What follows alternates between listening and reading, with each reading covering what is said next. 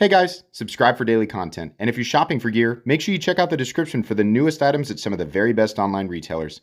There's also links for some of the items that I personally recommend. Thanks!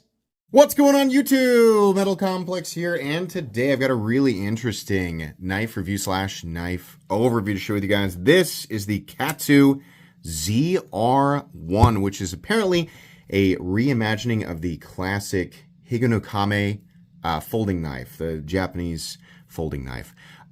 Very cool, and I think its most premium feature is the Sanmai ZDP-189 that is hardened. In this case, it came with the little card here.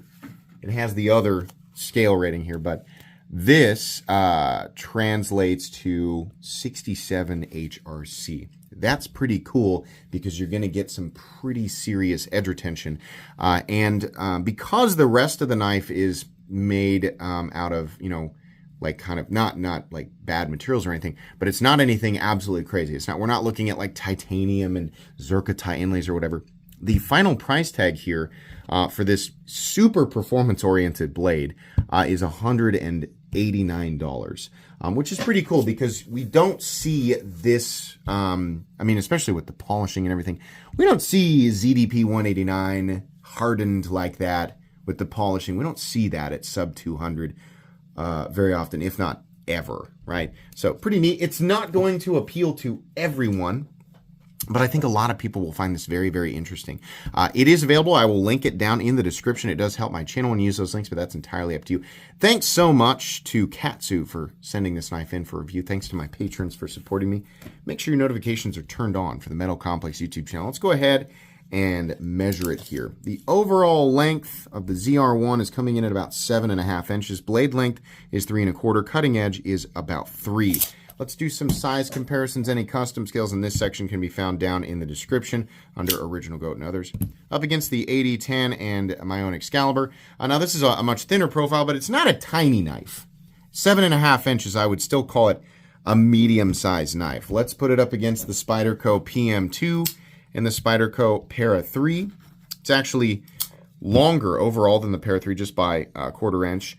Smaller than the PM2, but I will point out your cutting edge is actually pretty darn close to the PM2. So there you go. And then finally, we'll put it up, excuse me, against the Benchmade Griptilianer, in this case the Ritter Hogue and the Hogue Deca, which it is very similar to in overall size.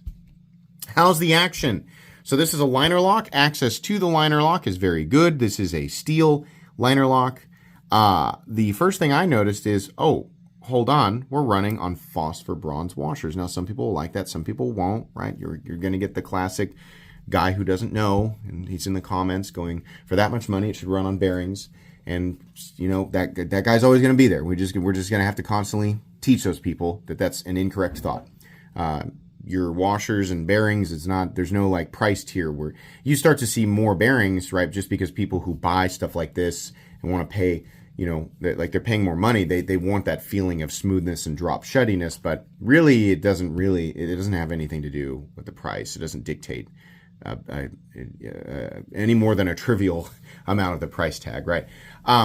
The phosphor bronze washers are self-lubricating and will do a better job of keeping debris out of the pivot, while bearings, they can get gunked up, but they generally provide a more luxurious, smooth feeling action. This is still plenty smooth though, and despite you only having the front flipper to deal with, and it's also kind of a narrow frame, I gotta admit, it's a lot easier than I would have guessed. Like if you were to describe this knife on paper to me, I'd be like, that sounds like it's not gonna work.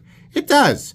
But unless you are, proficient and love front flippers, it's probably going to bother you for that to be the only means of deployment. Now, you don't have to flick it out and kick it out every time.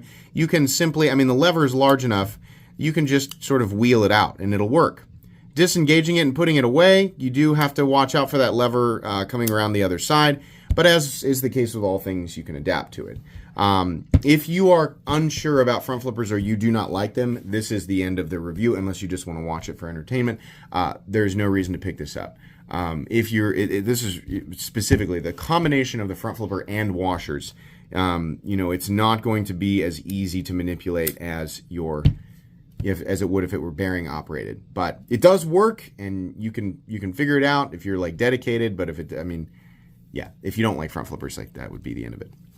So it works, it's fine, and the pivot action itself feels really good for it being on washers, and just an overall high quality experience there, but nothing compared to a knife that would operate with a different mechanism and be running on bearings. So carry profile, thickness up against the Spyderco Para 3, it is about the same. Length and height up against the PM2 and Para 3, this knife is very easy to pocket. The total amount of space that it takes up is not very much.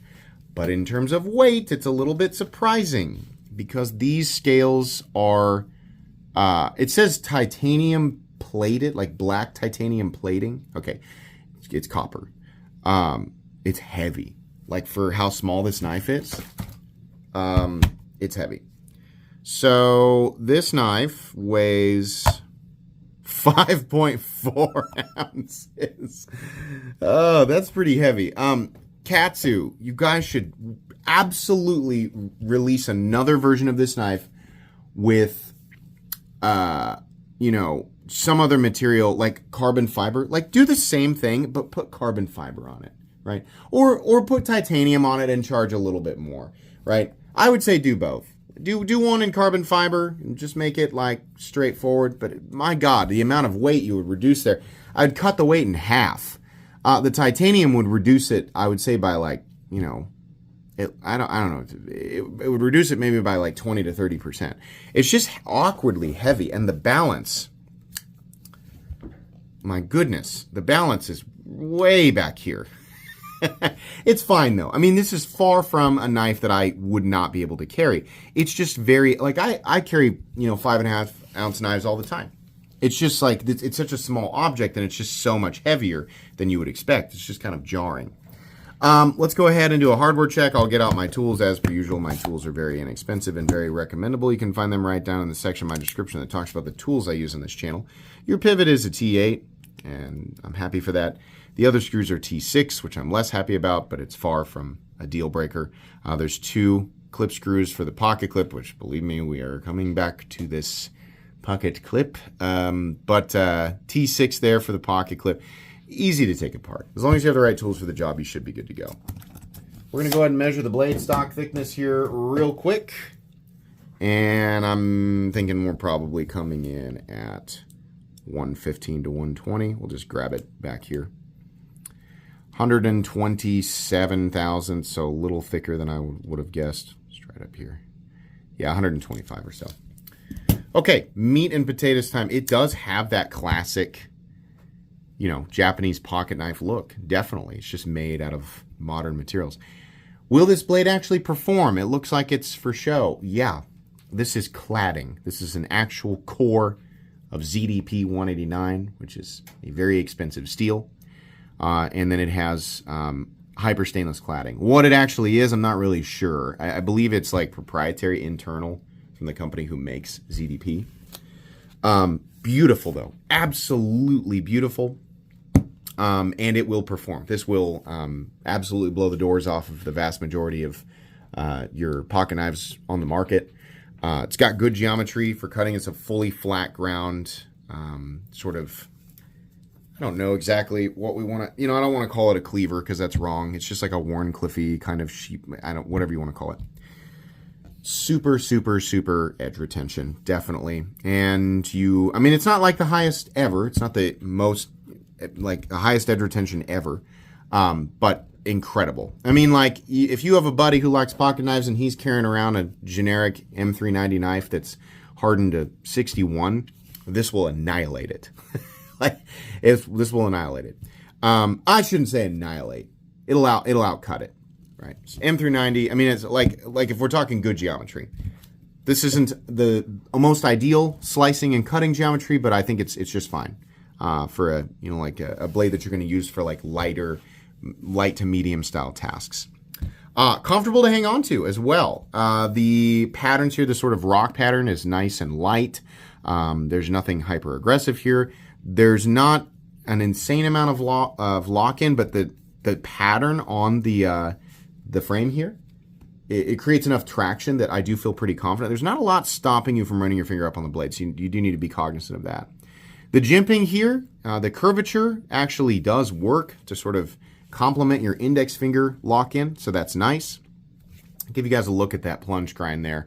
That's going to smile up real fast, but I mean, that's just what's happening here. It says ZDP-189 on one side and nothing. Oh, I'm sorry, it says Katsu on the other. Just beautiful, and a crown spine as well. Cutting bevel looks good. Just really spectacular looking.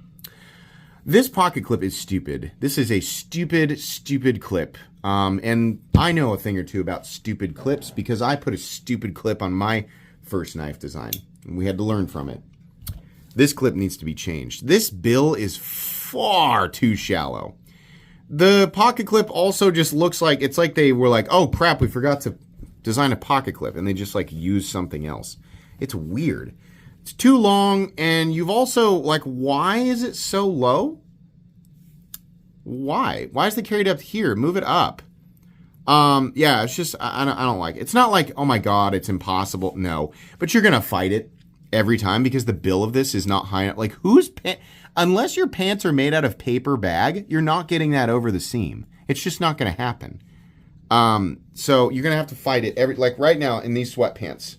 It is nearly impossible unless I get my fingernail underneath the bill of the clip and lift it up to assist it going into my pocket. That's not something I want to do every day. This clip needs to be changed. You need a higher bill. I also don't like how narrow it is, right? It needs to be moved down. But because it is so flat, in the open position, it doesn't even register. Can't even feel it. I'd be okay with feeling the bill a little bit just for a clip that I don't have to like fight every single time it goes in and out of my pocket. So it's just a bit odd. Couple of standoffs here. Also, Katsu, these screws that go through and are not the proper length and they're just like hanging out. Yeah, it's not touching the blade. If the blade does like come off center, it's still not going to touch the blade because it's not low enough. But it's just ugly. Like, just put the right size screws in there. It just looks bad. It's 2025. I'm sure you guys can do it.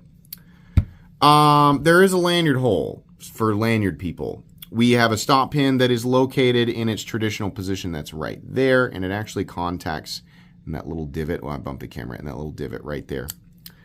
No blade play, up, down, left, or right. No lock stick. There is no pivot lash. It's smooth for washers.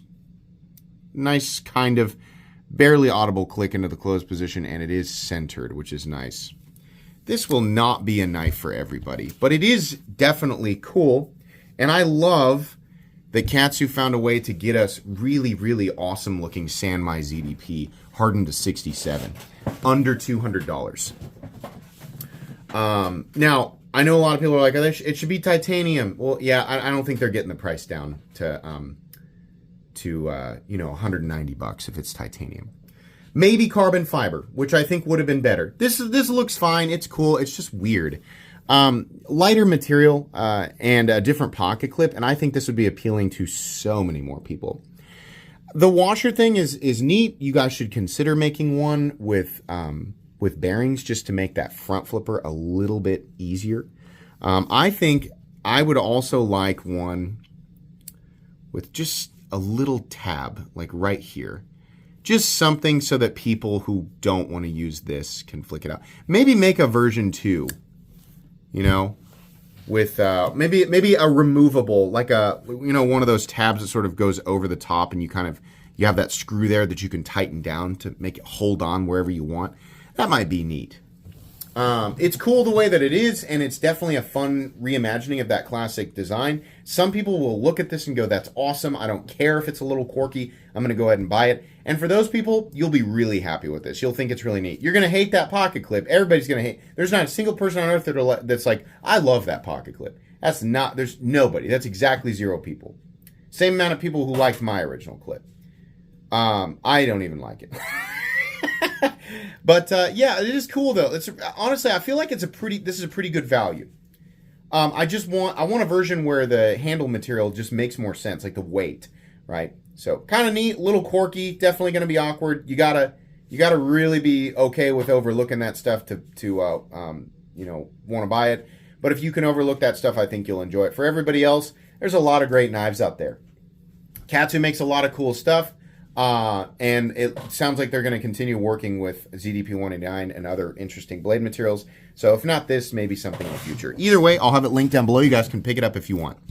That's going to be it. Please make sure to follow me on Instagram at metal_complex. If you enjoyed this video, leave a like. If you'd like to check out my other content, I do, of course, have lots of videos of knives that are either expensive or inexpensive that I do or don't like, so check those out. And if you enjoy all my content, go ahead and click on that Metal Complex logo right there and subscribe because there's definitely more coming. Thanks again for watching, everybody, and have a great day.